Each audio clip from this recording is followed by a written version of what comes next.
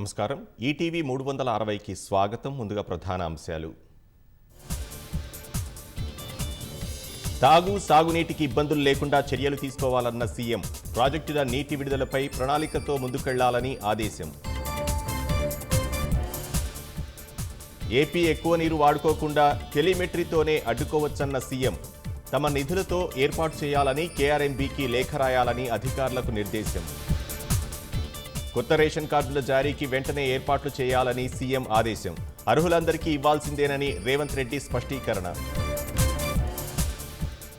5 ఏళ్లు సీఎంగా రేవంత్ రెడ్డే కొనసాగుతారన్న పీసీసీ అధ్యక్షుడు. భవిష్యత్తులో బీసీ వ్యక్తే సీఎం అవుతారని మహేష్ గౌడ్ జోస్యం. ఘనంగా మాజీ సీఎం కేసీఆర్ జన్మదిన వేడుకలు. రాష్ట్ర వ్యాప్తంగా పండుగలా నిర్వహించిన గులాబీ శ్రేణులు. ఢిల్లీ, బీహార్ పరిసర ప్రాంతాల్లో భూప్రకంపనలు. పరుగులు తీసిన ప్రజలు భయపడాల్సిన పని లేదన్న ప్రధాని. చైనా శత్రుదేశం కాదన్న శ్యామ్ పిట్రోడా వ్యాఖ్యలపై దుమారం. ఆయన మాటలతో తమకు ఎలాంటి సంబంధం లేదన్న కాంగ్రెస్.